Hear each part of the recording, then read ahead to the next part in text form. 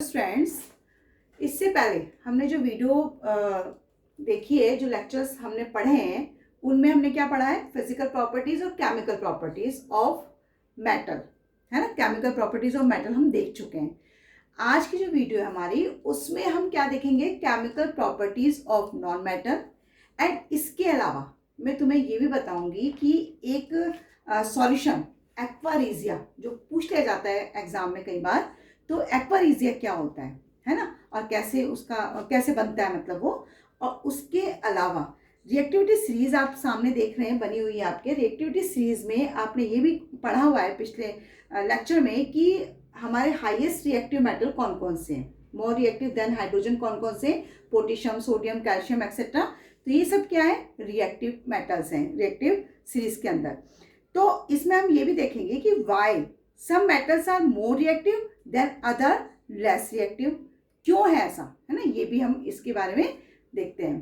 तो सबसे पहले हम जो स्टार्ट करने जा रहे हैं, है ना, वो कौन सा टॉपिक होगा हमारा? एक्वारेजिया। एक्वारेजिया क्या होता है? तो एक्वारेजिया क्या होता है? It is a freshly prepare. देखो, फ्रेशली मैंने वर्ड यूज किया है। फ्रेशली मतलब ऐसा नहीं कि इसे बनाकर रख लिया जाए फिर यूज किया जाए, नहीं। ये फ्रेशली प्रिपेयर होता है, मिक्सचर है किसका? 1 part of A concentrate nitric acid and 3 part of concentrate hydrochloric acid. Clear? तो इसका मतलब ये रेशो है 1:3। किस चीज का रेशो है? इसमें 1 पार्ट क्या है आपका? कंसंट्रेट नाइट्रिक एसिड, यानी HNO3 कंसंट्रेट है, ये ध्यान रखना, कंसंट्रेट है। और इसी तरह से 3 पार्ट्स क्या आपका यहाँ पर? HCl। इनका रेशो क्या बनाता है? एक्वारेजिया बनाता है। क्लियर? मेरी बात समझ आ गई? एक्वारेजिया क्या होता है? एक्वारेजिया जो होता है ना, नेचर में कैसा होता है? इसका जो नेचर होता है वो होता है कोरोसिव। कोरोसिव मतलब होता है कि जैसे कॉर्जन, जानते हैं आप वर्ड? कॉर्जन यानी हाईली इफेक्ट करने वाला, जो नुकसान देता है। कोरोसिव नेचर मतलब कॉर्जन। क्लियर? और दूसरी बात क्या है कि जो एक्वारेजिया होता है उसमें प्रॉपर डिजोल्व हो जाते हैं। जैसे गोल्ड होता है, गोल्ड है, प्लेटिनम है, समझ आए? प्लेटिनम क्या होता है और गोल्ड, ये दोनों ही क्या है? एलिमेंट्स हैं, और दोनों ही प्रॉपर तरीके से इसमें एक्वारेजिया में डिजोल्व हो जाते हैं। जो साफ वगैरह नहीं करते, गोल्ड वगैरह को साफ किया जाता है, क्लीन किया जाता है, वो किसके थ्रू किया जाता है? एक्वारेजिया के थ्रू ही किया जाता है। लेकिन अगर आप इसको सिंगल में डिजोल्व करें, यानी अगर सिंगल नाइट्रिक एसिड में डिजोल्व करें या हाइड्रोक्लोरिक एसिड में डिजोल्व करें, तो वो नहीं होगा, है ना। इसलिए ये एक्वारेजिया यूज किया जाता है। क्लियर? कंसंट्रेट नाइट्रिक एसिड और हाइड्रोक्लोरिक एसिड अलग अलग बिल्कुल भी यूज नहीं किया सकते, यानी डिजोल्व नहीं करते हैं गोल्ड एंड प्लेटिनम को। अब हम बात करते हैं कि जो हमारे मेटल्स, मैंने भी आपको क्वेश्चन बताया था कि क्यों हाईली रिएक्टिव होते हैं अदर लेस रिएक्टिव मेटल्स से। कुछ मेटल्स ऐसे होते हैं बहुत हाईली रिएक्टिव होते हैं, कुछ ऐसे होते हैं कि बहुत लेस रिएक्टिव होते हैं। तो ऐसा क्यों? Clear? Why some metals are more reactive and other less reactive? अभी मैंने आपसे बोला था ना कि हम ये चीज, इस प्रॉब्लम को भी सॉल्व करेंगे, देखेंगे कि ऐसा क्यों होता है। तो सम मेटल मोर रिएक्टिव, ये जो मेटल्स हैं ये क्या है? More reactive. इसका रीजन क्या है? वैसे अगर जब हम इक्वेशन मेटल्स की रिएक्शंस पढ़ रहे थे, केमिकल प्रॉपर्टीज पढ़ रहे थे, तो उसमें हमने देखा था कि जो मेटल की टेंडेंसी होती है वो क्या है कि जब मेटल रिएक्ट करता है, व्हेन मेटल रिएक्ट, किसी भी चीज से जब मेटल रिएक्ट करता है, किसी भी एलिमेंट से रिएक्ट करता है, तो ये क्या करता है? दे लॉस इलेक्ट्रॉन। ये आपको पता है ना, ये चीज आप पढ़ चुके हैं कि दे लूज इलेक्ट्रॉन। क्लियर? अब जब ये लूज इलेक्ट्रॉन करता है, तो ये भी आपको पता है कि क्या बनाता है? तो to form positive ion.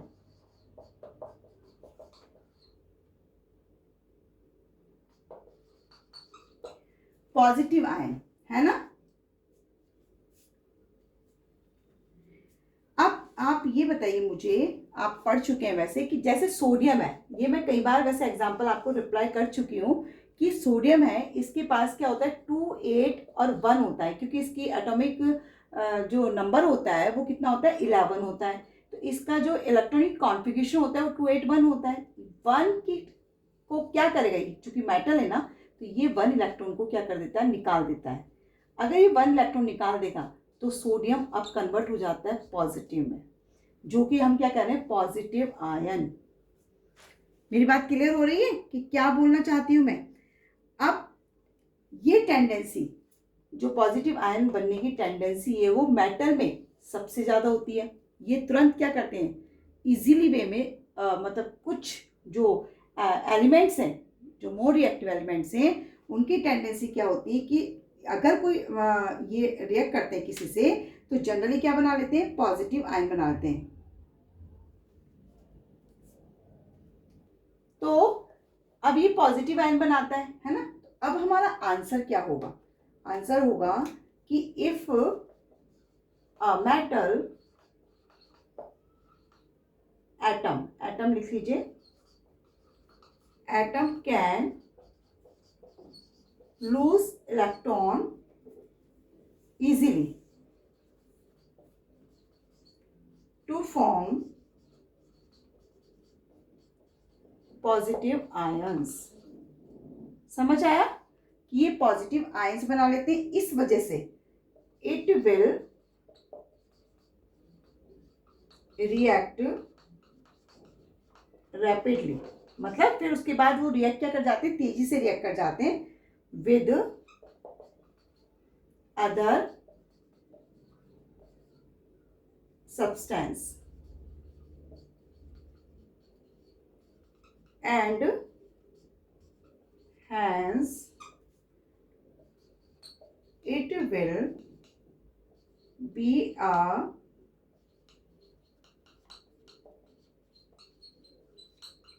reactive matter। Clear है मेरी बात? और समझ भी आ गई होगी, मैंने एग्जाम्पल के थ्रू भी आपको एक्सप्लेन कर दिया कि व्हेन मेटल रिएक्ट, जब मेटल रिएक्ट करते हैं तो वो क्या करते हैं, अपने इलेक्ट्रॉन्स को लूज कर देते हैं और कन्वर्ट हो जाते हैं पॉजिटिव आयन में। वो जब इलेक्ट्रॉन को देंगे, है ना, समझना मेरी बात को, जब वो इलेक्ट्रॉन को लूज करेंगे, मेटल जब अपने इलेक्ट्रॉन्स को लूज करते हैं, है ना, पॉजिटिव आयन के बनने के लिए, तो वो क्या करते हैं, उससे क्या होगा, तभी तो इससे प्रोड्यूस होती है हाइड्रोजन गैस, है ना। वो तुरंत उसमें से क्या करेंगे, तुरंत रिएक्ट कर जाते हैं उससे। इसलिए ये क्या होते हैं, ज़्यादा मोर रिएक्टिव होते हैं।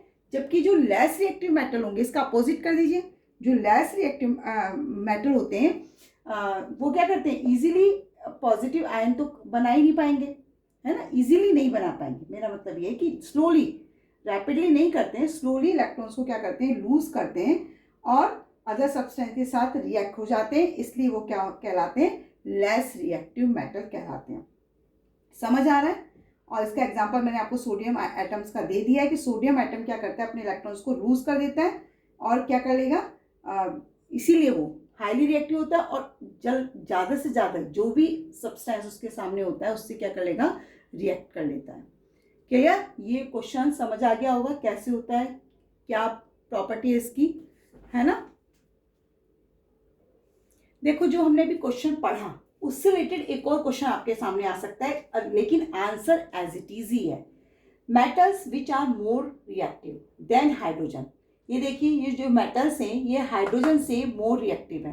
क्वेश्चन है कि वाई, ऐसा क्यों होता है। अगेन आंसर वही है जो अभी हमने पहले पढ़ा था, है ना। क्या पढ़ा था हमने, कि जो मेटल्स होते हैं उनकी टेंडेंसी क्या होती है कि वो लूज इलेक्ट्रॉन कर देते हैं। अब कुछ मेटल्स की टेंडेंसी तो ये होती है कि वो जल्दी, यानी बहुत रैपिडली लूज करते हैं अपने इलेक्ट्रॉन्स को, और कुछ की क्या होती है, स्लोली, जिसमें हमने पहले वाले में ये पढ़ा था कि ये जो मोर रिएक्टिव मेटल्स हैं इनकी टेंडेंसी क्या है कि बहुत तेजी से क्या करते हैं, इलेक्ट्रॉन्स को लूज कर देते हैं, जबकि ये क्या करते हैं, स्लोली करते हैं। इसलिए ये लेस रिएक्टिव कहलाते हैं और ये मोर रिएक्टिव कहलाते हैं। तो इसमें भी आंसर वही आना है आपका कि ये हाइड्रोजन से मोर रिएक्टिव क्यों है। रीजन आपका क्या है कि विच, यानी मेटल्स, है ना, which lose electron more rapidly than hydrogen. समझ आया? तो इसलिए हम उसे क्या कहते हैं, are said to be more reactive than hydrogen. समझ आया? तो अगर इस तरह के कोई क्वेश्चंस आते हैं तो ये बेसिक कंसेप्ट है जो आपको अभी नहीं, आगे भी इन फ्यूचर भी, अगर आप 11th 12th में केमिस्ट्री, फिजिक्स यानी में 8th में साइंस लेते हैं और वहां पर भी आपके इस तरह के क्वेश्चंस तो आएंगे। तो आपकी बेसिक कंसेप्ट है कि आपको पता होना चाहिए कि मेटल की टेंडेंसी क्या होती है, वो पॉजिटिव आयन में कैसे कन्वर्ट होता है ना, क्योंकि उसको क्या करना होता है, अपना ऑक्टा पूरा करना होता है, और ऑक्टा पूरा करने के लिए वो क्या करता है, इलेक्ट्रॉन को लूज कर देता है, दे देता है ना, और देने के बाद खुद किस में कन्वर्ट हो जाता है, पॉजिटिव आयन में कन्वर्ट हो जाता है। मे बी आपको क्लियर हो गया होगा, है ना। अब हम नेक्स्ट टॉपिक पे क्या आते हैं, नॉन मेटल की हमारी क्या, नॉन मेटल की केमिकल प्रॉपर्टीज। ओके, तो chemical properties of non metal में फर्स्ट प्रॉपर्टी हमारी क्या है, reaction of non metal with oxygen. Metal की भी रिएक्शन आपने ऑक्सीजन के साथ पढ़ चुके हैं, है ना, पढ़ा है ना आपने, केमिकल प्रॉपर्टीज ऑफ मेटल में ये फर्स्ट हमारी इक्वेशन उसमें भी यही थी, मेटल रिएक्ट विद ऑक्सीजन। यहाँ भी reaction of non metal with oxygen हम पढ़ रहे हैं। नॉन मेटल की जब ऑक्सीजन से रिएक्शन होती है तो क्या होता है, देखिए वहां पर हमने पढ़ा था कि जब वो ऑक्साइड्स बनाते हैं, यहाँ भी ऑक्साइड्स ही बनेंगे। अगर नॉन मेटल ऑक्सीजन के साथ रिएक्शन कर रहा है तो क्या बनेगा, ऑक्साइड्स बनेंगे। लेकिन यहाँ पर जो ऑक्साइड बनते हैं वो क्या होते हैं, एसिडिक, और वहां पर कौन से थे, बेसिक। समझ आया? तो कुछ नॉन मेटल तो ऑक्सीजन के साथ रिएक्शन करके क्या बनाते हैं, एसिडिक ऑक्साइड बनाते हैं। क्लियर? और कुछ क्या होते हैं, कुछ मतलब न्यूट्रल हो जाते हैं। न्यूट्रल का मीनिंग जानते हैं आप? न्यूट्रल मतलब कि न्यूट्रल का मीनिंग क्या हुआ कि कुछ एसिडिक है, कुछ बेसिक होते हैं और कुछ न्यूट्रल। तो यहाँ तो बेसिक का कोई मतलब नहीं, यहाँ सिर्फ एसिडिक और न्यूट्रल, यानी ना तो एसिड ना बेस, दोनों नहीं होते, वो न्यूट्रल बनाते हैं। समझ आए? तो नॉन मेटल के साथ ऑक्सीजन दो प्रकार के क्या बना रही है, कंपाउंड्स बना रही है। ठीक है, they react with oxygen to form acidic oxide और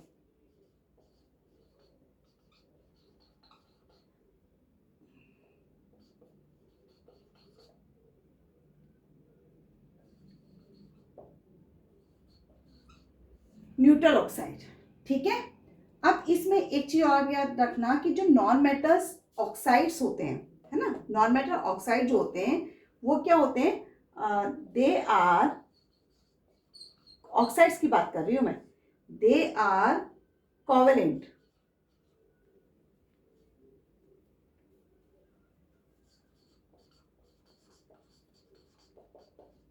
इन नेचर। कोवेलेंट का मीनिंग क्या होता है, कोवेलेंट का मीनिंग क्या होता है, कोवेलेंट का मीनिंग होता है कि शेयरिंग ऑफ इलेक्ट्रॉन। समझ आया? इसका मीनिंग क्या होता है, शेयरिंग।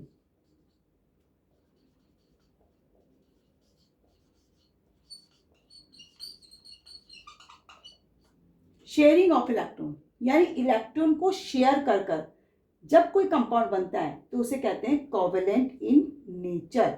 वो क्या होता है, कोवेलेंट इन नेचर हो जाता है। मेरी बात समझ आ रही है? इसके अलावा जो acidic oxide of non metal होते हैं ये डिसॉल्व होते हैं वाटर में।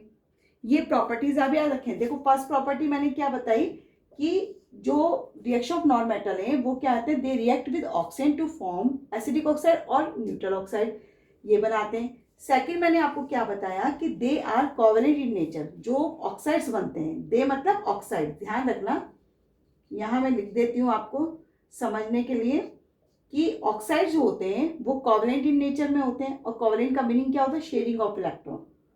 तीसरी बात मैं क्या बताने जा रही हूँ आपको, जब ऑक्सीजन से रिएक्शन करते हैं ये तो क्या बनते हैं, acidic oxides of non metal जो होते हैं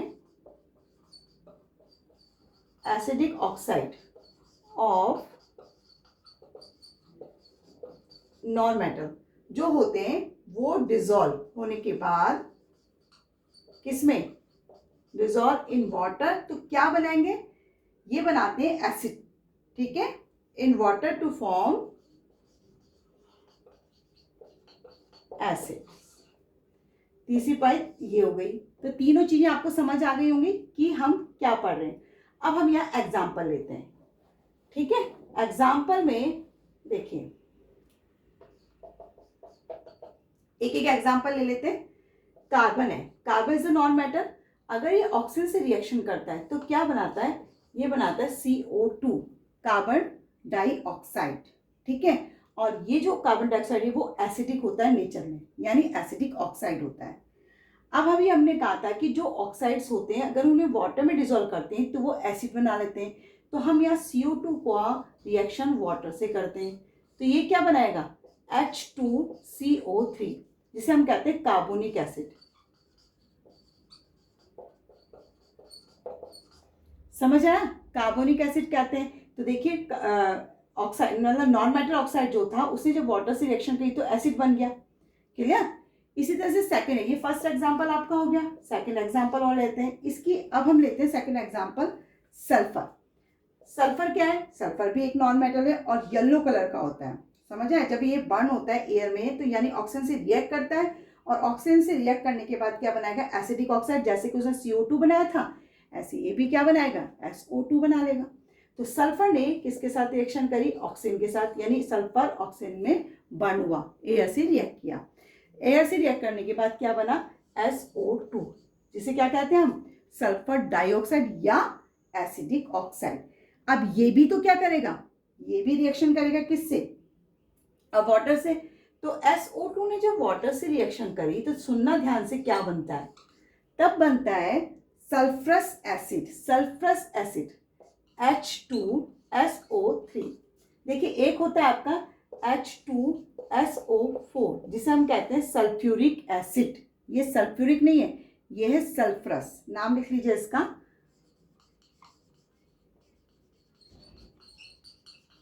सल्फरस एसिड। समझ आया कि सल्फर जब ऑक्सीजन से रिएक्ट कर रहा है। अब आपको कैसे पता चलेगा कि ये नेचर में एसिडिक है, तो आपको लिटमस पेपर का पता ही है। अगर ये किसी भी लिटमस पेपर के साथ रिएक्शन कर रहा है और क्या कर देता है, उसको कन्वर्ट कर देता है ब्लू लिटमस को रेड में, तो इसका मतलब ये एसिडिक नेचर शो करता है। समझ आया कि नहीं आया, क्लियर हुई बातें, किस प्रकार से रिएक्शन ऑफ नॉन मेटल्स होती हैं।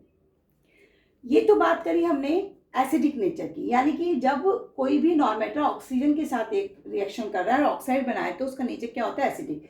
अब हम दूसरा एग्जांपल लेते हैं किसका, हमने ये भी तो कहा था कि न्यूट्रल भी बनाते हैं, है ना। तो अब हम न्यूट्रल की बात करते हैं, न्यूट्रल कैसे बनाते हैं।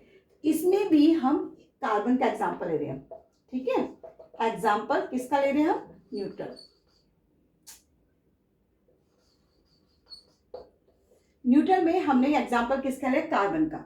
कार्बन जब ऑक्सीजन से रिएक्शन कर रहा है, तो अभी हमने तो पढ़ा था कि ये कार्बन डाइऑक्साइड बनाता है, लेकिन नहीं, ये कार्बन मोनोऑक्साइड भी बनाता है।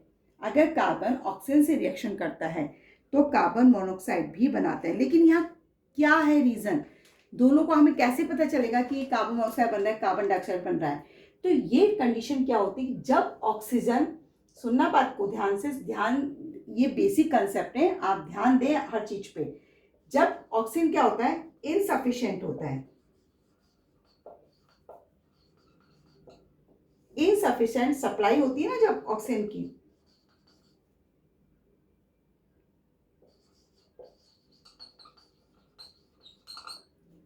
जब ऑक्सीजन, कार्बन को इनसफिशिएंट ऑक्सीजन मिलती है यानी कम मात्रा में ऑक्सीजन मिलती है, तब क्या बनता है, कार्बन मोनोऑक्साइड बनता है। समझ आया। और जब इसको सफिशिएंट, सफिशिएंट यानी कि कार्बन को सफिशिएंट ऑक्सीजन मिलेगी तो क्या बनेगा, कार्बन डाइऑक्साइड। समझ आया, दोनों बातें क्लियर हो गई। तो यहां हम बात कर रहे थे अभी फिलहाल तो कि क्या बना रहे हैं, कार्बन मोनोऑक्साइड बना रहे हैं। अब जो कार्बन मोनोऑक्साइड बनाता है वो क्या होता है, वो एसिडिक नेचर में नहीं होता, वो न्यूट्रल ऑक्साइड होता है। समझ आई बात? इसी तरह से हम हाइड्रोजन की बात करते हैं, ये तो हमने कार्बन की बात करी, अब हम हाइड्रोजन की बात कर लेते हैं। अगर हाइड्रोजन ऑक्सीजन से रिएक्शन करता है तो क्या बनाता है? वाटर बनाता है। ये आपको पता है, ये रिएक्शन तो आपने बहुत बार पढ़ ली होगी, है ना? तो अगर ये उससे कर रहा है ऑक्सीजन से रिएक्शन, तो वाटर बन रहा है। अब ये भी आपको पता है कि वाटर भी क्या होता है? ये भी न्यूट्रल ऑक्साइड्स होते हैं, है ना? क्योंकि ये ना तो ब्लू को रेड करते हैं, लिटमस पेपर की बात हो रही है, तो ये ना तो ब्लू लिटमस को रेड में कन्वर्ट करते हैं, ना ही रेड को ब्लू में कन्वर्ट करते हैं। तो इसका मतलब ये ना एसिडिक है ना बेसिक है, तो फिर क्या है? न्यूट्रल। क्लियर? मेरी बात समझ आ गई? दोनों पॉइंट क्लियर हो गए? सेकेंड प्रॉपर्टीज हमारी है कि reaction of non metal with water, है ना? कि नॉन मेटल वाटर के साथ रिएक्ट करके क्या बनाते हैं। तो non metal do not react, non metal do not react with water या स्टीम। मतलब ये ना तो वाटर के साथ रिएक्ट करते हैं ना स्टीम के साथ, टू इवॉल्व हाइड्रोजन गैस।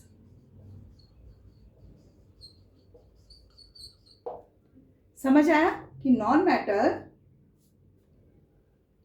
जो नॉन मेटल्स होते हैं वो रिएक्ट नहीं करते वाटर के साथ और ना ही स्टीम के साथ रिएक्ट करते हैं, और हाइड्रोजन गैस को भी रिलीज नहीं करते हैं। अब रीजन क्या है? तो रीजन भी हम देख लेते हैं, क्या रीजन हो सकता है। तो बिकॉज पूछा सकता है क्वेश्चन, है ना, 1 नंबर में पूछा सकता है आपको कि ऐसा क्यों होता है। तो बिकॉज नॉन मेटल जो होते हैं, non metal can not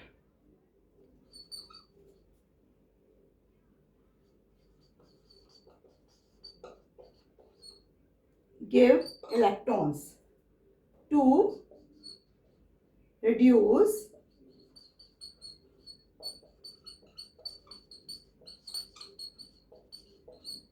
hydrogen ions of water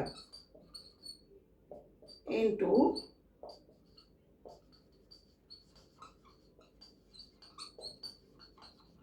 hydrogen gas. समझ आई लाइन?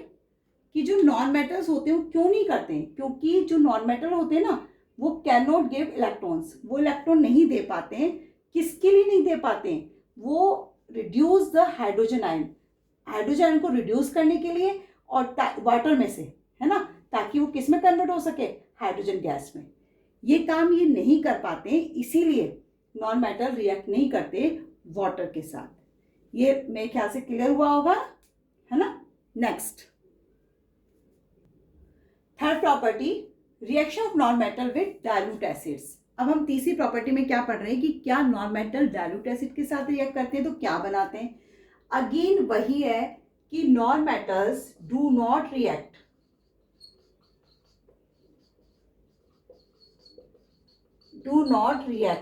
With dilute acid. अब क्यों नहीं करते? रीजन अगर आपसे पूछा जाए कि भाई डाइल्यूट एसिड के साथ रिएक्ट क्यों नहीं कर रहे, same as it is answer है जो आपने अभी जस्ट ऊपर लिखा था। ऊपर क्या लिखा था आपने? क्योंकि जो नॉन मेटल्स होते हैं वो इलेक्ट्रॉन्स को नहीं दे पाते हैं, है ना, रिड्यूस नहीं कर पाते हैं। किसके रूप में? हाइड्रोजन आयंस के रूप में, ताकि वो क्या दे सके? हाइड्रोजन गैस रिलीज कर सकें। वो सब नहीं कर पाते, इसीलिए नॉन मेटल्स रिएक्ट नहीं कर पाते हैं डाइल्यूट एसिड के साथ, है ना। जितने भी हैं, कार्बन है, सल्फर है, फास्फोरस है, ये सभी जितने भी नॉन मेटल्स होते हैं रिएक्ट नहीं करते डाइल्यूट सल्फ्यूरिक एसिड के साथ या डाइल्यूट हाइड्रोक्लोरिक एसिड के साथ, और ना ही प्रोड्यूस करते हैं हाइड्रोजन गैस को। बात समझ आ गई कि क्यों डाइल्यूट एसिड के साथ रिएक्ट नहीं करते? रिपीट करने की जरूरत नहीं है, आपने जस्ट ऊपर जो लिखा है सेम एज इट इज ही इसका भी आंसर है या इसका भी रीजन है। क्लियर? बस इतना ध्यान आपको रखना है कि यहाँ पर आपने क्या लिखा है? एसिड, और वहां क्या लिया था? वाटर, है ना। तो यहाँ जब आप उसको लिखेंगे रीजन को, तो वाटर की जगह पे आपको क्या लिखना है? एसिड। क्लियर? तो इस तरह से आप ये आंसर आपका कंप्लीट हो जाता है, रीजन मतलब कंप्लीट हो जाता है। अब फोर्थ आप क्या लेते हैं, सॉल्ट सॉल्यूशन, यानी reaction of non metal with salt solution. तो हमारी फोर्थ प्रॉपर्टी क्या हो गई कि reaction of non metals with salt solution.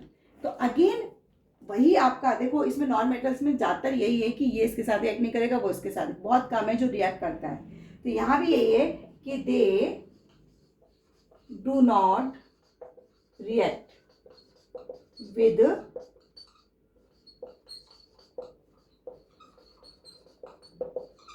solution but a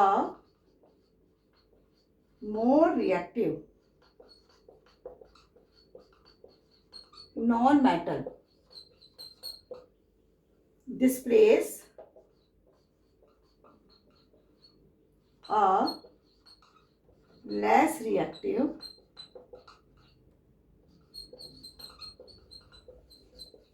non-metal from its salt solution। Line समझ आई? ये रिएक्ट नहीं करते, reaction of non metal with salt solution हम पढ़ रहे हैं। तो जो नॉन मेटल होते हैं वो रिएक्ट नहीं करते, किससे, सॉल्ट सॉल्यूशन से।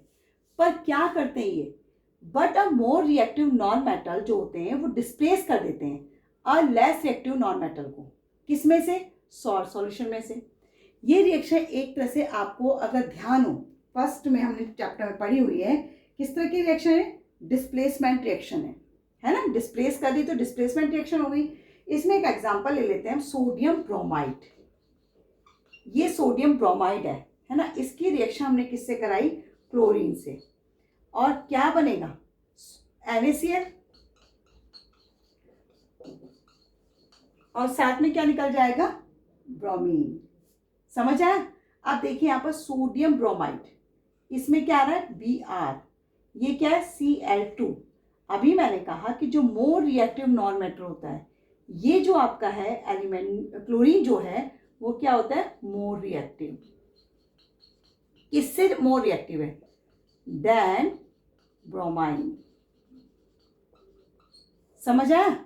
ये Cl2 जो होता है ये मोर रिएक्टिव होता है, किससे मोर रिएक्टिव है, ब्रोमीन से। तो नेचुरल है कि जब ये मोर रिएक्टिव तो ये यहाँ आकर बैठ जाएगा और इसको कहाँ पहुंचा देगा, बाहर, है ना। कहता है कि तुम हटो, मैं तुम्हारी जगह पे आके बैठूंगा, क्लियर। और क्या बन जाता है, NaCl बन जाता है। मैं क्लियर हो गई है, डेफिनेशन क्लियर हो गई। ये बैलेंस नहीं है रिएक्शन, इसको बैलेंस कर लेना। बैलेंसिंग बहुत बार हम कर चुके हैं, तो अब आपको क्लियर भी हो गई होगी। अच्छा, एक चीज़ और मैं आपको एक्सप्लेन कर दूं, वैसे तो आपको आती है। ये जो क्लोरीन और ब्रोमीन है ना, इनको हम हैलोजन फैमिली कहते हैं। समझ रहे हो मेरी बात, ये आगे आएगी, समझ लो। अभी भी हैलोजन फैमिली हम कहते हैं इसे। और हैलोजन फैमिली में क्लोरीन मोर रिएक्टिव होता है, Cl, फिर आता है ब्रोमीन, और फिर आता है आयोडीन। समझ रहे हो, ये पूरी वो है, क्या कहते हैं, हैलोजन फैमिली है ये। क्लियर, समझ आया? इसीलिए अगर इस तरह के क्वेश्चन में दोबारा इस तरह की कंडीशन आ जाती है, तो आप खुद अंदाजा लगाएं कि किसको हटाना है और कौन आकर बैठेगा। अब हमारी जो फिफ्थ प्रॉपर्टी है, ये कौन सी प्रॉपर्टी हमारी, फिफ्थ वाली। फिफ्थ प्रॉपर्टी क्या है, अब हम जो नॉन मेटल की रिएक्शन करा रहे हैं वो किसके साथ करा रहे हैं, क्लोरीन के साथ। तो नॉन मेटल क्लोरीन के साथ रिएक्शन करके क्या बनाता है ना। तो इसे भी हम देख लेते हैं। तो they react with chlorine,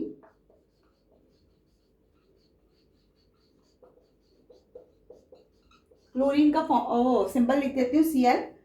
they react with chlorine to form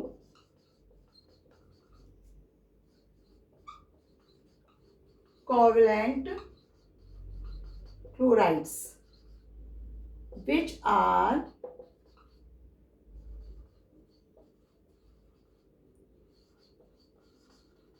non-electrolytes। अब देखिए यहां पर मैंने आपसे दो वर्ड यूज हुए हैं, एक तो है कोवलेंट क्लोराइड्स, है ना, और दूसरा मैंने वर्ड यूज किया है नॉन इलेक्ट्रोलाइट्स। यानी कि ये क्लोरीन से रिएक्ट तो कर रहे हैं, लेकिन क्या बनाते हैं, कोवलेंट क्लोराइड्स बनाते हैं और नॉन इलेक्ट्रोलाइट्स बनाते हैं।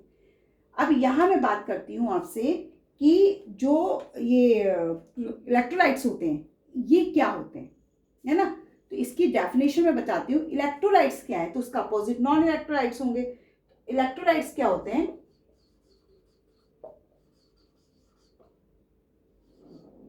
एक्चुअली इलेक्ट्रोलाइट्स वो होते हैं जो कंडक्ट करते हैं इलेक्ट्रिसिटी को, और नॉन इलेक्ट्रोलाइट्स वो होते हैं जो कंडक्ट नहीं करते इलेक्ट्रिसिटी को।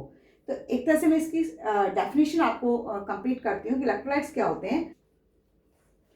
इलेक्ट्रोलाइट्स क्या है, ये तो मैं जनरल में आपको बता चुकी कि जो कंडक्ट करते हैं इलेक्ट्रिसिटी। अब इसकी डेफिनेशन प्रॉपर मैंने आपको बताई, a substance that dissociate into ions, यानी कि ऐसे सब्सटेंस जो डिसोशिएट हो जाते हैं, ब्रेक डाउन हो जाते हैं अपने आयंस में, कब, सॉल्यूशन के अंदर, and acquires the capacity to conduct electricity, और उनमें क्या होती है, टेंडेंसी क्या होती है उनकी कि वो इलेक्ट्रिसिटी को कंडक्ट कर सकें। अब नॉन इलेक्ट्रोलाइट्स क्या होंगे, इसका अपोजिट कर दीजिए कि जो डिसोशिएट नहीं हो सकते और ना ही वो कंडक्ट कर सकते हैं इलेक्ट्रिसिटी को। क्लियर, तो नॉन इलेक्ट्रोलाइट्स होते हैं। अब इसका एग्जांपल हम देख लेते हैं, है ना, कि जो ये क्लोरीन से रिएक्शन कर रहे हैं नॉन मेटल, तो उसका एग्जाम्पल क्या होता है। फॉर एग्जाम्पल हमने हाइड्रोजन की रिएक्शन किससे कराई, क्लोरीन से कराई, तो क्या बनेगा, HCl बनता है। HCl क्या है, हाइड्रोजन क्लोराइड, जो कि एक क्या है, कोवलेंट क्लोराइड्स है। चलिए, इस ये भी आपका बैलेंस नहीं है, बैलेंसिंग का जरा थोड़ा सा ध्यान रखना। जनरली आप बैलेंस कर कर ही रिएक्शन बनाएं, ये मैं बार बार आपको बता रही हूँ। रीज़न यही है कि कहीं भूल ना जाएं आप लोग, है ना। अब यहाँ बात करते हैं हम कि कोवलेंट क्या मीनिंग होता है। कोवलेंट बार बार वर्ड आ रहा है हमारा, कोवलेंट क्लोराइड्स। कोवलेंट मीनिंग क्या होता है, ये हम अभी थोड़ी देर हमने जब ऑक्सीजन की रिएक्शन पढ़ी थी तब हमने बात करी थी ये कि कोवलेंट का मतलब होता है sharing of electrons, sharing of electrons, covalent means ये होता है। तो यहाँ पर कोवलेंट क्लोराइड्स का मीनिंग क्या हुआ, तो यहाँ भी क्लोरीन जो होता है वो जो बॉन्डिंग करेगा वो शेयरिंग ऑफ इलेक्ट्रॉन के दौरान करेगा, है ना। इसका मीनिंग मैं आपको यहाँ पर एक्सप्लेन कर रही हूँ। कोवलेंट क्लोराइड्स का मीनिंग क्या होता है वो मैं आपको बता रही हूँ। In covalent chlorides the chlorine atom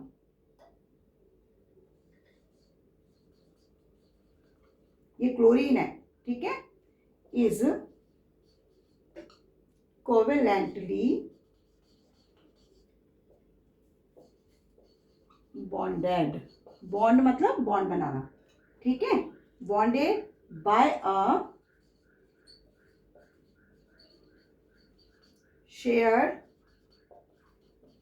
pair of electron to the other elements. Line समझ आ गई होगी कि covalents chlorides the chlorine atom is covalently bonded, यानी बॉन्ड बनाना, और किसके थ्रू बनाना, shared pair of electrons to the other element, दूसरे एलिमेंट के साथ, तो वो क्या कहलाता है, कोवेलेंट क्लोराइड्स कहलाता है। क्लियर, मीनिंग समझ आ गया। अब हम सेकंड एग्जांपल देखते हैं, है ना, क्लोरीन के साथ रिएक्शन की। सेकंड एग्जांपल में हम ले रहे हैं फॉस्फोरस। फॉस्फोरस की रिएक्शन जब हम Cl2 यानी क्लोरीन से कराते हैं तो क्या बन जाता है, ये बनता है PCl3। कुछ जो फॉस्फोरस होते हैं वो PCl5 बनाते हैं, यानी पेंटा क्लोराइड, ठीक है, फॉस्फोरस पेंटा क्लोराइड। और जो ये बनाए ये ट्राइक्लोराइड है, क्योंकि 3 है ना, इसे ट्राइक्लोराइड है, ये फॉस्फोरस ट्राइक्लोराइड। क्लियर हुआ। तो कुछ फॉस्फोरस PCl5 बनाते हैं, और ये जो बना रहा है ये क्या बना रहा है, PCl3 बना रहा है। यहाँ तक क्लियर हो गया होगा पॉइंट्स किस तरह से बनते हैं। अब हम बात करेंगे कि जो नॉन मेटल्स होते हैं वो हाइड्रोजन के साथ रिएक्शन कैसे करते हैं। Reaction of non metals with hydrogen, ये हमारी कौन सी रिएक्शन हो गई, 6 नंबर पे। तो अभी हमने पढ़ा था कि जो नॉन मेटल्स होते हैं जब वो क्लोरीन के साथ रिएक्शन करते हैं तो क्या बनाते हैं, कोवेलेंट क्लोराइड बनाते हैं, है ना। लेकिन यहाँ पर जो नॉन मेटल्स है हाइड्रोजन के साथ रिएक्शन कर रहे हैं, तो वो क्या बना रहे, वो बना रहे कोवेलेंट हाइड्राइड। समझ आया कि non metals react with hydrogen in form of covalent hydrides. Covalent hydrides का मतलब क्या हुआ कि हाइड्रोजन से रिएक्ट करने के बाद ये बनता है। कोवेलेंट हाइड्राइड्स मतलब क्या हुआ कि जब मतलब ये जो कोवेलेंट बॉन्डिंग होगी ये किसके थ्रू होगी, शेयर ऑफ इलेक्ट्रॉन्स के थ्रू होगी, इसलिए से हम क्या कहते हैं, कोवेलेंट हाइड्राइड कहते हैं। क्लियर। इससे पहले वाले में भी हमने ये देखा था कि क्लोरीन से जब फॉस्फोरस से रिएक्शन करी तो उसने भी क्या बनाया था, उसने भी तो क्लोरीन के साथ रिएक्शन करने के बाद कोवेलेंट क्लोराइड्स बनाए थे, है ना। और क्या बनाया था, फॉस्फोरस पेंटाक्लोराइड बनाया था। इसी तरह से उसने किसके साथ रिएक्शन करी थी, जब उससे पहले हाइड्रोजन क्लोराइड बनाया था तो वो भी उसका क्या था, कोवेलेंट क्लोराइड था। यहाँ भी क्या बन रहा है, हाइड्रोजन के साथ रिएक्शन के बाद कोवेलेंट हाइड्राइड्स बन रहे हैं। अब रिएक्शन देख लेते हैं कैसे। अगर हाइड्रोजन रिएक्शन कर रहा है किसके साथ, सल्फर के साथ, तो ये क्या बनाता है, H2S बनाता है। H2S क्या होता है, इसे कहते हैं हम हाइड्रोजन सल्फाइड्स। हाइड्रोजन सल्फाइड जो होता है ये क्या होगा, इसकी ना बहुत ही कैरेक्टरिस्टिक स्मेल होती है, जैसे कि रॉटन एग्स होते हैं जो आपके सड़े हुए अंडे, उनके जैसे इनकी स्मेल होती है, बहुत ज़्यादा कैरेक्टरिस्टिक स्मेल होती है। क्लियर। और क्या बनाता है, कोवेलेंट हाइड्राइड्स बनाता है। ये देखिए सल्फर और ये हाइड्रोजन जुड़ा हुआ, इसलिए हाइड्राइड कहला रहा है। इसके अलावा हम नाइट्रोजन की रिएक्शन देख लेते हैं। एग्जाम्पल है ये सब, ध्यान रखना। पहला एग्जाम्पल है, सेकेंड एग्जाम्पल है। अगर नाइट्रोजन रिएक्शन करता है हाइड्रोजन के साथ तो क्या बनाता है, ये बनाता है NH3, जिसे हम क्या कहते हैं, अमोनिया कहते हैं। अमोनिया इज ये भी क्या है, कोवेलेंट हाइड्राइड है। तो वो तो टेंडेंसी है कि जब हाइड्रोजन से रिएक्शन कर रहा है तो जो भी बनेगा, कंपाउंड जो भी बनेगा वो क्या होगा, कोवेलेंट हाइड्राइड ही होगा। इसी तरह से अगर आप कार्बन की रिएक्शन कराते हैं हाइड्रोजन के साथ तो क्या बनता है, मीथेन बनता है। ये भी क्या है, कोवेलेंट हाइड्राइड है। तो बहुत सारे एग्जाम्पल इस तरह से हैं जो क्या बना रहे हैं, कोवेलेंट हाइड्राइड बनाते हैं। मेरे ख्याल से नॉन मेटल्स की जो रिएक्शन से आपकी सारी प्रॉपर्टीज जो हैं वो आपको क्लियर हो गई होंगी। ठीक है।